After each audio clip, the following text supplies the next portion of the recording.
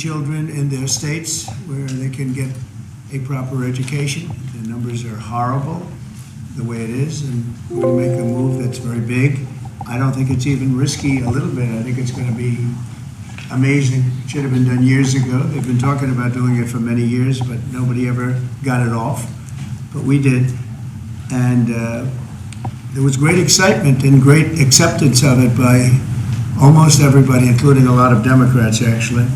I do want to say that I've decided that the SBA, the Small Business Administration, headed by Kelly Loeffler, is a terrific person, will handle all of the student loan portfolio. We have a portfolio that's very large, lots of loans, tens of thousands of loans, pretty complicated deal.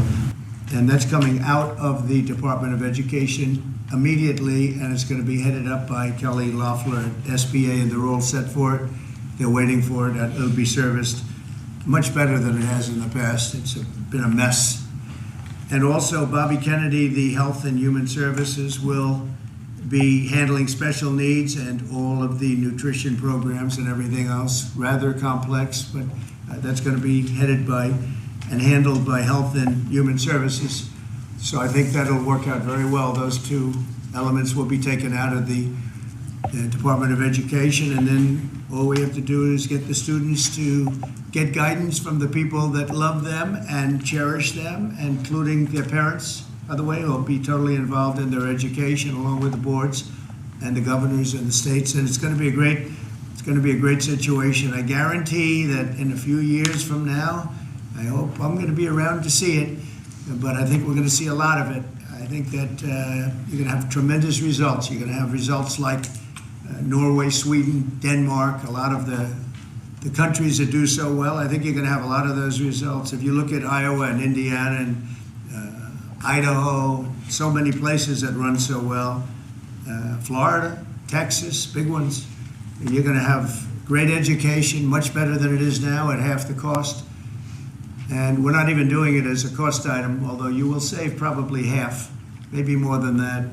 And you're not going to be at the bottom of the list. You're going to be much higher. And maybe you'll be, I will guarantee some of the states will be at the top of the list. They'll be comparable or better than these number 1, 2, 3, 4, 5 countries, the countries that are in the top 5 positions. So that's, to me, it's very exciting, and it's been received very well. So I just wanted to tell you about the student loans and special needs. But we're here for a reason today that is very exciting, and I'm thrilled to announce that at my direction, the United States Air Force is moving forward with the world's first 6th generation fighter jet. Number 6, 6th generation. Nothing in the world comes even close to it. And it'll be known as the F-47. The generals picked a title, and it's a beautiful number, F-47.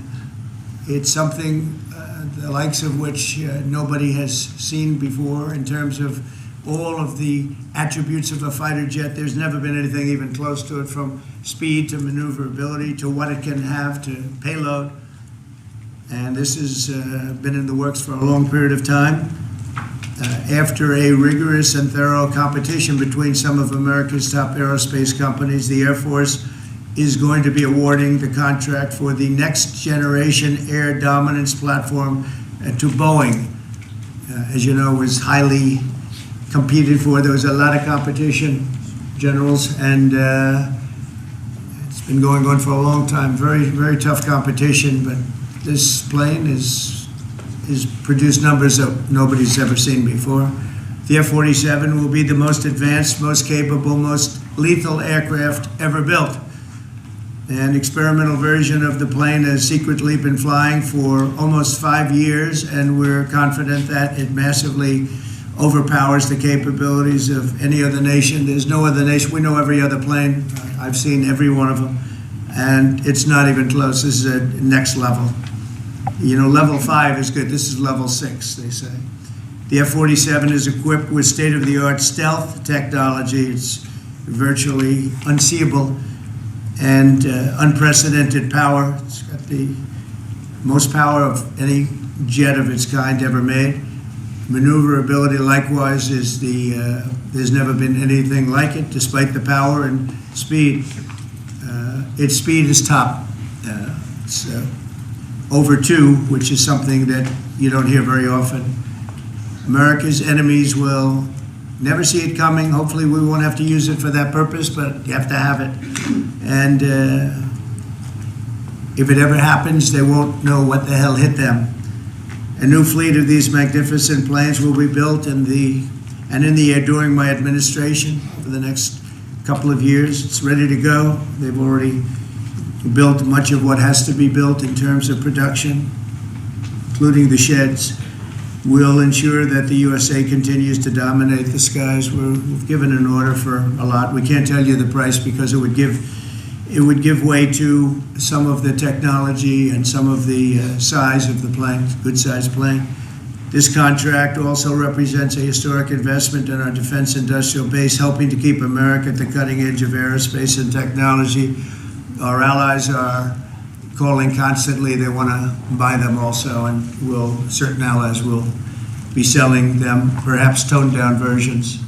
We like to tone them down about 10%, which probably makes sense because someday maybe they're not our allies, right? But I would like to ask Secretary Hegseth, who's doing a fantastic job. He's really been very inspiring in so many ways, and I must say that before he speaks, we have had record people wanting to join our military in the last 2.5 months, literally since this, I think probably since the election, November 5th, but especially since we came to office and since I announced Pete. He's young, he's smart, he's strong, he loves it, and they love him, but we've had record numbers of people wanting to join our military. Now, if you go back 6 months, it was the exact opposite. You had record numbers of people not wanting to join the military. Now you have record numbers of people wanting to be in our military, and that's a great honor. That shows you we're really on the right track. So, Pete, maybe say a few words. Sure. Well, Mr. President, this is a big day. This is a big day for our warfighters. This is a big day for our country, a big day in the world. The name of this program is the Next Generation of Air Dominance.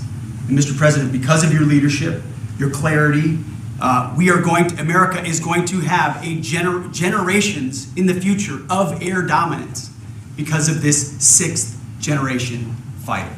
We've had the F-15, we had the F-16, the F-18, the F-22, the F-35. Now we have the F-47, which sends a very direct, clear message to our allies that we're not going anywhere, and to our enemies that we will be able to project power around the globe unimpeded for generations to come. Mr. President, this is a gift to my kids and your kids, to my grandkids and your grandkids.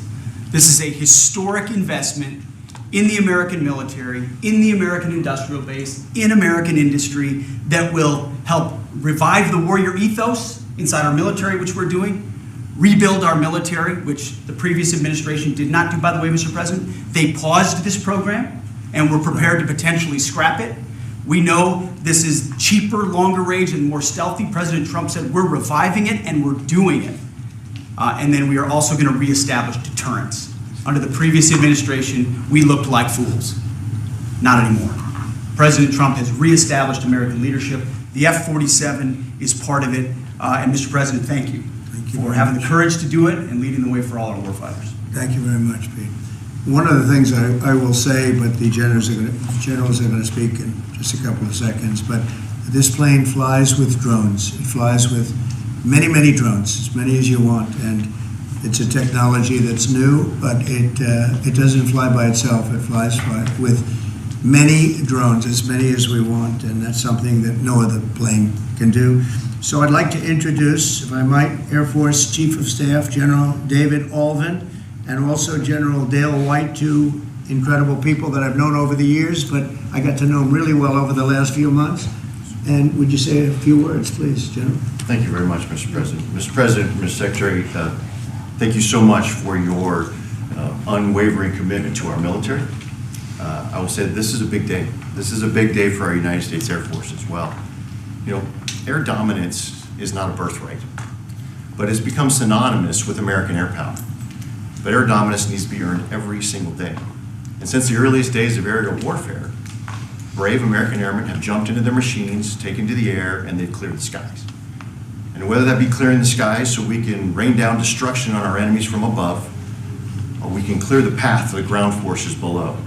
That's been our commitment to the fight, and that's really been our promise to America. And with this F-47 as the crown jewel in the next generation air dominance family of systems, we're going to be able to keep that promise well into the future.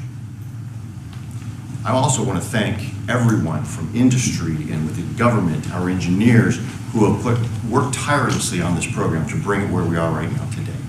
This shows that American talent, American skill, and American determination are second to none, because this platform is second to none. So we believe that this provides more lethality, it provides more capability, more modernized capability in a way that is built to adapt.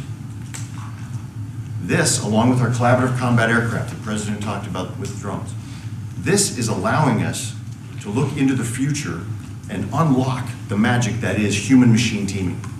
And as we do that, we're going to write the next generation of modern aerial warfare with this. This enables us to do this. The manner in which we put this program together puts more control in the hands of the government, so we can update and adapt at the speed of relevance, at the speed of technology, not at the speed of bureaucracy. This is more Air Force. This is more options for the President. We say as our mission in the United States Air Force is to fly, fight, and win air power anytime, anywhere. If you want to go anywhere, you have to have a platform that gets you anywhere.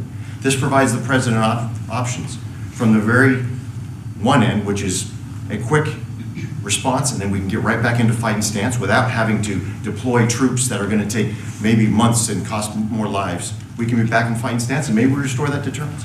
All the way to decisive victory as part of a joint force that is the most lethal and capable military ever known in history. That's what we provide now, and this allows us to provide it into the future. It's more deterrence, more capability.